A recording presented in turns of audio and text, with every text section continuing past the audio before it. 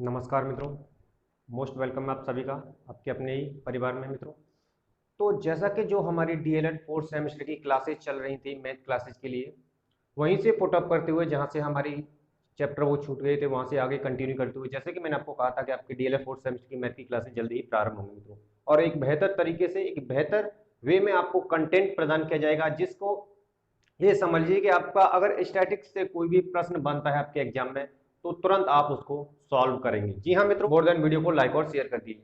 तो मित्रों, जो टुडे हम डीएलएड फोर्थ सेमेस्टर की जो चैप्टर का अध्ययन करेंगे वो हमारा अध्याय 3 है। इससे पहले हमारे 2 अध्याय कंप्लीट हो चुके हैं, उनके क्वेश्चंस, मोस्ट इंपोर्टेंट क्वेश्चन भी, जिसको आपने अगर नहीं देखा है तो आई बटन पर उसका पूरे प्लेलिस्ट का एक लिंक मिल जाएगा, अदरवाइज आप चैनल की प्लेलिस्ट पे जाकर के देख सकते हैं। तो चैप्टर 3 तो इस चैप्टर में ज्ञात करना सीखेंगे, लेकिन प्रीवियस में आपने थर्ड सेमेस्टर में एक जो टॉपिक है स्टैटिक्स यानी कि सांख्यिकी का अध्ययन किया हुआ, उसको पुनः याद करते हुए, क्योंकि ये दोनों उसी के पार्ट हैं, रिकॉर्ड करते हुए आपको बेहतर तरीके से क्लियर किया जाएगा। तो सबसे पहले हम सांख्यिकी को समझते हैं। ये प्रीवियस चैप्टर में, प्रीवियस सेमेस्टर में भी आपने इसका अध्ययन किया होगा। आखिर में सांख्यिकी एक्चुअली में होती है क्या? तो सांख्यिकी का अर्थ होता है, सांख्यिकी का मतलब होता है जो बड़े बड़े डेटा दिए होते हैं, जो 2 रूपों में दिए होते हैं, एक व्यवस्थित रूप में, एक अव्यवस्थित रूप में, यानी कि अवर्गीकृत आंकड़े और वर्गीकृत आंकड़े। इन रूपों में जब दिए होते हैं तो उनको एक एनालिसिस करके उनको कंडक्ट करना ही आपका सांख्यिकी का कार्य होता है। तो मित्रों, तो सांख्यिकी का जो आंकड़ा दिया होता है, यानी कि जो आंकड़े दिए हुए हैं हमारे पास, डेटा, वह हमारे कितने प्रकार के होते हैं? 2 प्रकार के होंगे। याद भी होगा आपको, अवर्गीकृत आंकड़ा और सेकंड टाइप इसका है वर्गीकृत आंकड़ा।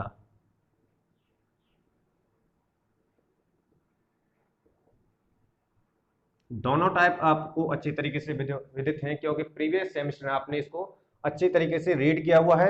और अवर्गीकृत जो मीड, मीडियन, मोड ज्ञात किया जाता है, जैसे कि आप सभी जानते हैं। देखो, आंकड़ों को वर्ग को अलग अलग विधियों से ज्ञात करते हैं। तो यहाँ पर आपने प्रीवियस में माध्य निकालना सीखा था।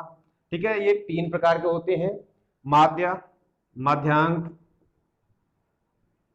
और बहुलक। ठीक है, प्रीवियस सेमेस्टर में आपने माध्य यानी कि मीडियन निकालना सीखा था। ठीक है, क्या निकालना सीखा था? माध्य निकालना सीखा। क्या होता है माध्य को? अगर आप समझना चाहेंगे तो जैसे कि प्रीवियस में आपने अध्ययन किया हुआ है, माध्य जो होता है एक एवरेज वैल्यू,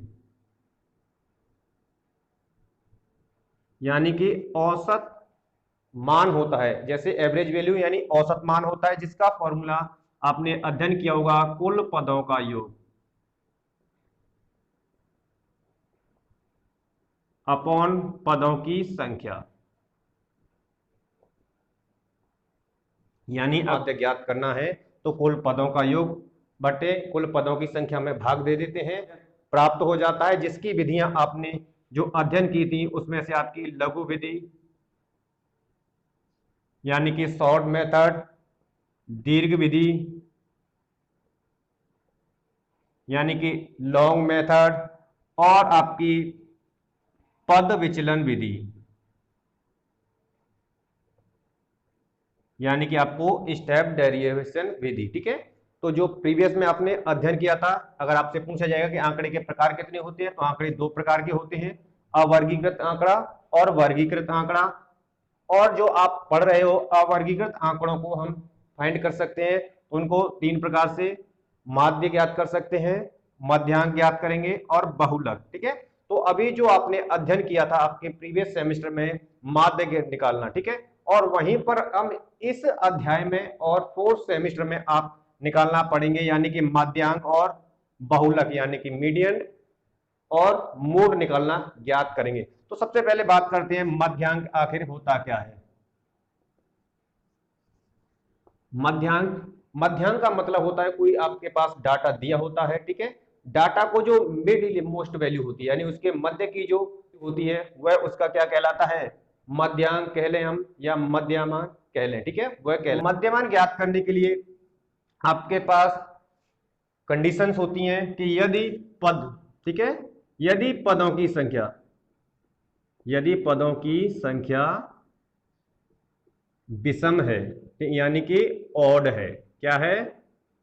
ऑड है। यदि पदों की संख्या ऑड है तो उसके लिए आपको फॉर्मूला याद रखना होगा n+1/2 वां पद, ठीक है, n+1/2 वां पद, ठीक है। यानी कि अगर अंग्रेजी में हम कहें तो n+1/2 वां टर्म, ठीक है, या n टर्म, ठीक है। तो यहाँ पर n क्या है, जहां पर n आपकी जो है पदों की संख्या है, क्या है n आपकी पदों की संख्या, यानी कि कोई डेटा दिया हुआ है और आपको पूछा गया है तो n क्या है। जैसे मान लीजिए कि मैंने आपसे पूछ लिया, दे दिया डेटा, दे दिया 1 2 5 4 3 7 और आपसे पूछा है कि उपयुक्त ये जो डेटा दिया हुआ है अवर्गीकृत डेटा का क्या करें, आप माध्यांक ज्ञात करें, ठीक है, यानी कि मीडियन निकालें। तो मीडियन निकालने के लिए क्या करना होता है, सबसे पहले इसकी फॉर्मूले याद होना चाहिए और इसकी कंडीशंस को याद रखना होगा। जो भी आंकड़ा दिया होता है सबसे पहले हम उसको क्या करना होता है, उसको इंक्रीजिंग यानी कि आरोही क्रम या डिक्रीजिंग यानी या अवरोही क्रम में व्यवस्थित करना होता है, ठीक है। तो इसको हम पहले क्या करेंगे, जो आपको उचित लगे किसी भी क्रम में व्यवस्थित कर लीजिए। आप इंक्रीजिंग में भी कर सकते हैं और डिक्रीजिंग में कर लेंगे, ठीक है। तो हम इसको इंक्रीजिंग में करेंगे तो हो जाएगा आपका 2 3 4 5 7, ठीक है। अब आपको देखना होगा कि पदों की संख्या कितनी है, तो पद को हम काउंट करेंगे 1 2 3 4 5, पदों की संख्या कितनी है, यानी n बराबर 5 है। अब आपको विदित होना चाहिए कि n बराबर जो 5 है वो पदों की संख्या क्या है, कैसी है, ये विषम दी गई है। क्या दी गई है, विषम दी गई है।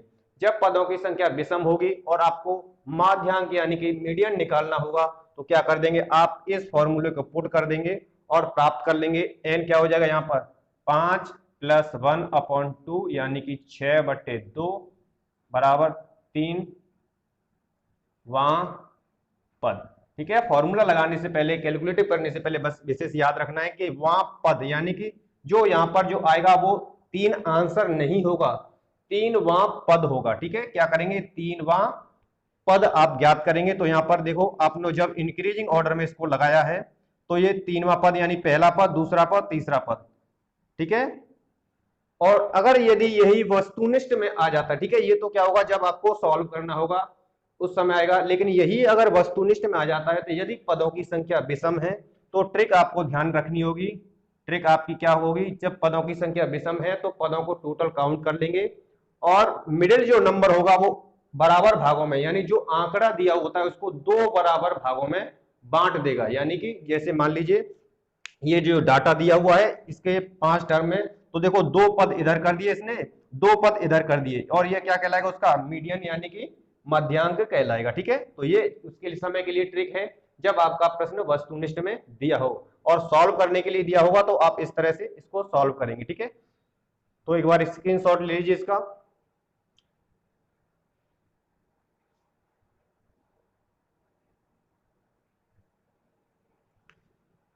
अगला है आपका दूसरा विधि जो है आपके लिए, यदि पदों की संख्या क्या होगी, यदि पदों की संख्या सम हो, ठीक है। यदि पदों की संख्या सम हो तब आप मध्यांक किस तरह ज्ञात करेंगे, ठीक है। यदि पदों की संख्या सम हो, ठीक है। यदि दूसरी कंडीशन है, यदि पदों की संख्या सम हो यानी कि इवन, क्लियर। यदि पदों की संख्या सम होगी तब भी आपको ये फॉर्मूला आपको याद रखना होगा, या हम कह दें कि सूत्र है, ठीक है। तो क्या होगा आपका n/2 वां पद प्लस n/2 + 1 वां पद अपॉन 2।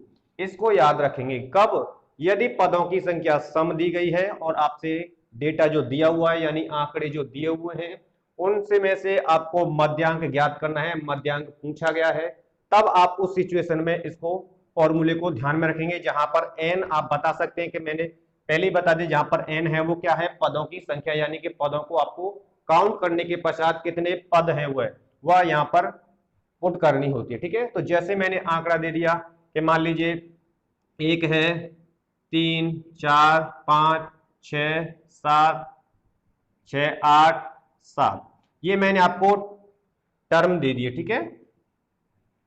तो इसमें आपको देखना होगा कि ये पदों की संख्या आखिर है कितनी। ठीक है, तो सबसे पहले ये क्वेश्चन इस तरह कोई भी डेटा दिया होगा आपको। ठीक है, तो एग्जाम्पल के तौर पर इसको किस तरह सॉल्व करेंगे, तो कोई भी जब डेटा यानी कि जो आंकड़ा दिया होगा, सबसे पहले तो हम उसको इंक्रीजिंग और डिक्रीजिंग ऑर्डर में, यानी ये आपको विशेष ध्यान रखना है, मध्यांक निकालते हुए समय कि संख्या सम है या विषम है, सबसे पहले वह देखेंगे।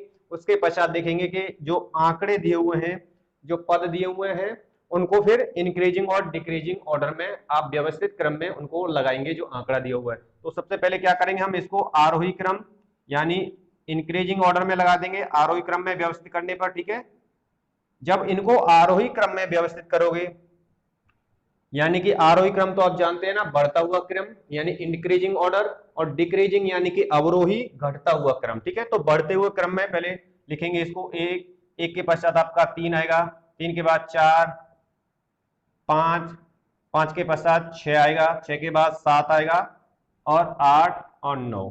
अब आपसे ये टर्म्स यानी आपने इसको इंक्रीजिंग ऑर्डर में लगा लिया इन आंकड़ों को। ठीक है, क्या कर लिया, इन आंकड़ों को इंक्रीजिंग ऑर्डर में आपने लगा लिया।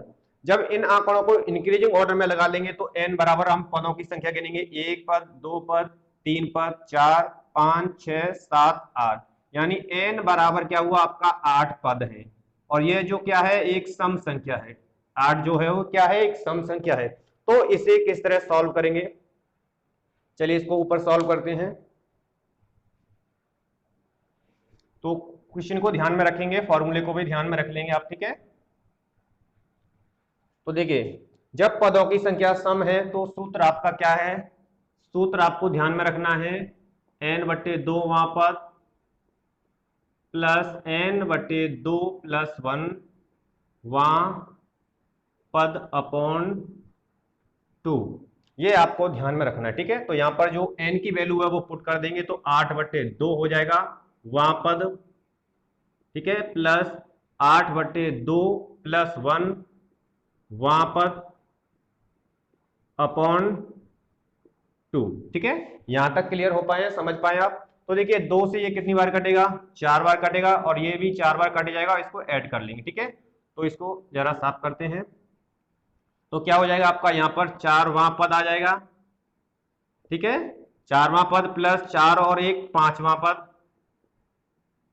आप ये मत समझिए कि हमें यहाँ 4 वैल्यू पुट करनी है, यहाँ 5, और दोनों को ऐड कर देंगे, 2 का भाग दे देंगे, 4.5 आंसर आ जाएगा, गलत हो जाएगा।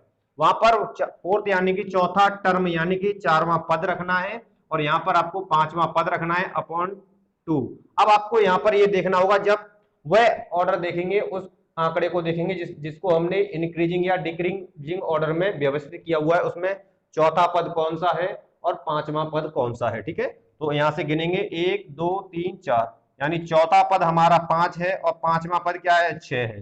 तो आपको पदों की वैल्यू रखनी होगी। ठीक है, तो यहाँ पर पदों की वैल्यू यानी चौथा पद आपका क्या है, 5 है, और 5वां पद क्या है आपका, 6 है। ठीक है, तो अपॉन क्या हो जाएगा आपका 2, दोनों को जोड़ देंगे, 6 और 5 कितने कितने होते हैं, 11, 11/2 बराबर आ जाएगा आपका 5.5, मीडियन की वैल्यू आ जाएगी। ठीक है, 2 का भाग दे देंगे इसमें, और वहीं पर ये तो जब दिया हो, जब इसको अप्लाई करेंगे, जब ये जो दिया हो सॉल्व करने के लिए आपके प्रश्न बना हो, आपसे पूछा हो, यहीं पर अगर ये वस्तुनिष्ठ में प्रश्न बनता है तो हम इसको इस तरह सॉल्व नहीं करेंगे, सिर्फ ट्रिक के माध्यम से करेंगे। ठीक है, जब आंकड़ों की संख्या सम दी गई होगी, ठीक है, तो यह प्रश्न जो वस्तुनिष्ठ में बनेगा मित्रों, तो क्या करना होगा, बस पदों की संख्या को गिनिए, 1 2 3 4 5 6 7 8, यानी कि पद हमारे 8 है।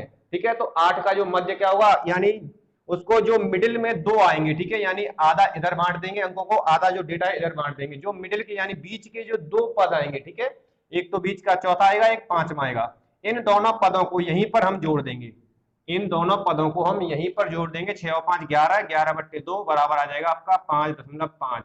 आपका मीडियन वस्तुनिष्ठ में ये आपको ज्ञात करना हो तब मात्र 1 सेकंड में ज्ञात करेंगे। ठीक है, ये ट्रिक के माध्यम से ज्ञात करेंगे, यदि सॉल्व करने के लिए आता है तो इस तरह आप सॉल्व करेंगे। ठीक है, नेक्स्ट आता है आपका बहुलक। ठीक है, यानी कि मोड। ठीक है, ये जो टाइप है एक एक तरीके से, ये मैंने इसलिए नहीं मिटाया कि आप इसका स्क्रीनशॉट ले लें और एक बेहतर तरीके से जो अब आपके सामने रहेगा ना, तो आप एक बेहतर तरीके से समझ पाएंगे। ठीक है, तो अब बात करते हैं आपके मोड की। मोड यानी कि बहुलक, ठीक है। तो बहुलक आखिर में होता क्या है, तो बहुलक क्या होता है,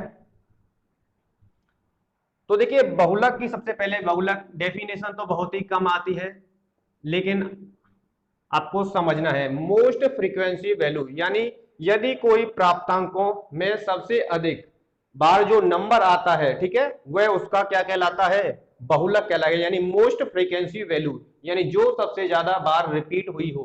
और यही जो परिभाषा दी गई है वो किसने दी है, क्रो एंड क्रो महोदय ने दी है बहुलक के संबंध में। यानी कि यदि प्राप्तांकों में कोई वैल्यू बहुधा यानी कि अधिक बार आती है तो वह उसकी क्या कहलाता है, बहुलक कहलाएगा। ये जो डेफिनेशन दी हुई है क्रो एंड क्रो महोदय की दी गई है। और वैसे भी आप सभी लोग जानते हैं कि मोस्ट फ्रीक्वेंसी वैल्यू द बहुलक यानी कि मोड आपका कहलाएगा, ठीक है, क्या कहलाएगा आपका, बहुलक कहलाएगा। अब इसको किस तरह सॉल्व करेंगे, एग्जाम्पल मान लीजिए कि हमारे पास कोई डेटा दिया हुआ है, कोई क्लास में प्राप्तांकों यानी कि एक क्लास है विद्यार्थियों की जिसमें 5 विद्यार्थी हैं, उनमें से एक विद्यार्थी के द्वारा 11, दूसरे के द्वारा 12, एक के द्वारा 13, 13 और 15 ये अंक उनके द्वारा प्राप्त किए गए। और आपसे पूछा जाएगा, देखिए सभी जो हमारा माध्य है ये ध्यान रखिए मध्यांक है और बहुलक है, इनके जो टाइप होते हैं वो आंकड़े दो प्रकार के होते हैं। वही जैसे ही मैंने बताया था कि अवर्गीकृत आंकड़ा और वर्गीकृत आंकड़ा, ठीक है, क्योंकि आपके जो सिलेबस में है डीएलएड फोर्थ सेमेस्टर में है वह आपके लिए अवर्गीकृत आंकड़ा है, ठीक है, और जो वर्गीकृत आंकड़ा है वो आपके नेक्स्ट लेवल पर होगा, ठीक है। तो आपको सिर्फ ये जो हम करा रहे हैं ये अवर्गीकृत आंकड़े के लिए है, लेकिन इसमें कुछ ट्रिक्स भी आपको उससे प्रोवाइड कराएंगे, ठीक है। तो देखो ये जो आंकड़ा दिया हुआ है, अब देखो यहाँ पर तो सबसे पहले वही करना होता है कि जो भी आंकड़ा दिया हो, तो ये तो आपको क्वेश्चन सीधा एज इट इज मिल गया कि ये एक व्यवस्थित क्रम में है, ठीक है। जब व्यवस्थित क्रम में नहीं होगा तब किस तरह ज्ञात करेंगे तो उसे भी हम बताएंगे। तो यहाँ पर जब आपने देखा कि कौन सी पद सबसे अधिक बार आ रहा है, तो 13 जो है वो 2 बार आ रहा है, यानी इसकी अन्य पदों की अपेक्षा ये 11 एक बार आया, 12 भी एक बार आया और 15 भी एक बार आया, यानी अन्य पदों की अपेक्षा अन्य संख्याओं की अपेक्षा जो 13 है वो सबसे अधिक, यानी इस क्वेश्चन में सबसे अधिक बार आया है। तो ये आपका क्या कहलाएगा, मोड यानी कि बहुलक कहलाएगा। 13 आपका क्या होगा, बहुलक आंसर होगा। 13 यानी कि आपका क्या हो जाएगा, यहाँ पर बहुलक हो जाएगा, ठीक है, समझ आ गया। अब इसी का देखो एक और पार्ट होता है, यदि कोई टर्म्स, ठीक है, यानी यदि आपके पास आंकड़े दिए हों, ठीक है, और जब आंकड़े यानी कोई नंबर बराबर बार रिपीट हो रहा है, ठीक है, यानी मान लीजिए कि 13 जो है वो 2 बार आ रहा है, इसी तरह हम इसको चेंज कर देते हैं थोड़ा सा और इसी आंकड़े में हम कह देते हैं 13, यानी बच्चों की संख्या थोड़ी सी बढ़ा देते हैं, तो इसी क्वेश्चन से आपको क्लियर कर देंगे कि जो 13 आया है वो 2 बार आया था और यहीं पर हमने 15 और एक 17 ये बच्चों के जो प्राप्तांकों की संख्या को हमने इसी क्वेश्चन में ऐड कर दिया। तो देखिए यहाँ पर जो डेटा दिया हुआ है 11 12 13 13 15 15 17, ठीक है, तो यहाँ पर ये आपको देखना होगा दूसरे टर्म में, दूसरा हमारा जो पॉइंट है ध्यान रखना होगा। तो देखो 13 भी 2 बार रिपीट हो रहा है और आपसे बहुलक पूछा गया है इसमें, और 15 भी 2 बार रिपीट हो रहा है, ठीक है, यानी कोई टर्म्स यानी बहुलक जो है समान बार रिपीट हो रहा हो तो दोनों क्या हो जाएंगे, उसके बहुलक हो जाएंगे। दोनों बहुलक होने पर क्या कर देंगे हम इनको, इनकी जो एवरेज वैल्यू है क्या करेंगे, एवरेज वैल्यू यानी औसत मान किस तरह आप ज्ञात करते हैं कि दोनों पदों का क्या कर देंगे, दोनों बहुलकों को हम 13 प्लस 15 बट्टे 2 कर देंगे, जोड़ देंगे। दोनों पदों के जो बहुलक हैं कितनी बार जो जब क्या होगा तभी जोड़ेंगे जब समान बार और इनके बीच में कोई अन्य पद नहीं है। देखो 13 के बीच में कोई अन्य पद नहीं हो, यानी कि बीच में कोई दूसरा टर्म ना हो, तब इसको हम करेंगे, ठीक है।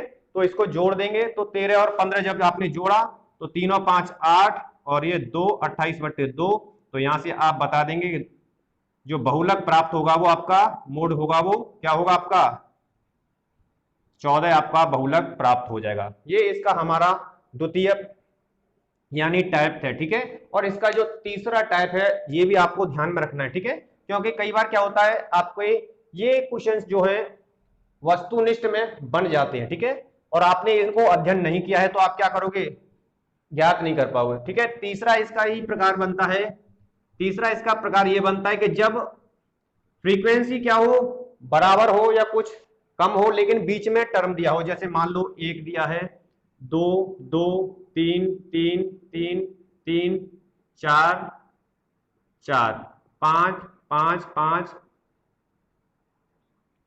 6 7, ये आपके सामने कोई आंकड़ा दे दिया हो, ठीक है, और आपसे पूछा हो कि इसमें बहुलक ज्ञात कीजिए, ठीक है। तो ये जो इस प्रकार का जब आंकड़ा आपको मिलेगा तो आपको देखना होगा कौन से बार कौन सा जो पद है वो ज्यादा बार मोर फ्रीक्वेंसी है। तो जो 3 है वो 4 बार रिपीट हुआ है, कितनी बार रिपीट हुआ है, लेकिन 5 भी है, ये 3 बार रिपीट हुआ है। और इस सिचुएशन, जब ये सिचुएशन बनेगी, ठीक है, कि यानी बीच में एक पद आ जाएगा और ये अधिकतम बराबर बार होंगे, एक पद कम हो सकता है, ठीक है। बराबर बार भी आपको ये भी 3 बार मिल सकते हैं, यानी 3 जो है 4 बार है तो ये भी 4 बार भी मिल जाएगा और एक कम मिल जाएगा। तो यहाँ पर क्या करना होगा, इसको हम द्विबहुलक कहेंगे, ठीक है। तो यहाँ पर करना क्या होता है, द्विबहुलक कहेंगे, ठीक है। तो इस समय जो बहुलक निकलेगा, इस सिचुएशन में जो बहुलक निकलेगा वो 3 भी होगा और 5 भी होगा। 3 5 का समूह होगा, यानी 3 और 5 का क्या होगा, एक समूह, जिसे हम द्विबहुलक कहेंगे। क्या कहेंगे, द्विबहुलक, ठीक है। अगर आपसे प्रश्न पूछा जाता है कि द्विबहुलक क्या है, तो द्विबहुलक यानी आंकड़ों का एक ऐसा प्रकार होता है जिसमें जो मोस्ट फ्रीक्वेंसी नंबर होते हैं, 2 पद बराबर बार हो या उससे कम हो, लेकिन बीच में एक पद और आ गया हो, ठीक है, तब उस सिचुएशन में जो बहुलक निकलेगा वो द्विबहुलक कहलाएगा, जैसे कि 3 और ये 5 का जो समूह बना हुआ है।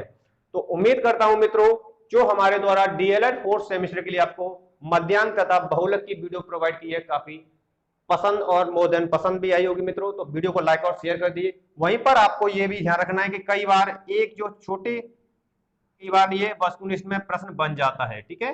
कौन सा प्रश्न बनता है, तो ये भी आपको ध्यान में रखना होगा कि जो प्रश्न बनता है उसको ध्यान में रखते हुए आपको, और यह जो है वो वर्गीकृत डाटा के लिए है। किसके लिए है, ये वर्गीकृत डाटा दिया हो तब होता है आपका बहुलक आपको ज्ञात करना हो। बराबर होगा 3 मध्यमान या मध्यांक माइनस के मध्यमान, ये आपका वस्तुनिष्ठ में प्रश्न में बन जाता है, या ज्ञात करना है तब बहुलक बराबर 3 मध्यांक माइनस के 2 मध्यमान, ठीक है। अच्छे तरीके से इसको भी आप ध्यान रखेंगे। और पर ये है आपका वर्गीकृत प्रकार का है, लेकिन ये आपके ऑप्शन में देखने को मिला है, कई बार एग्जाम्स में आया, इसलिए ये भी आपके लिए इंपॉर्टेंट है। तो वीडियो को more than like more than share करेंगे। चलिए मित्रों, मिलते हैं नेक्स्ट वीडियो में, तब तक के लिए नमस्कार, धन्यवाद मित्रों।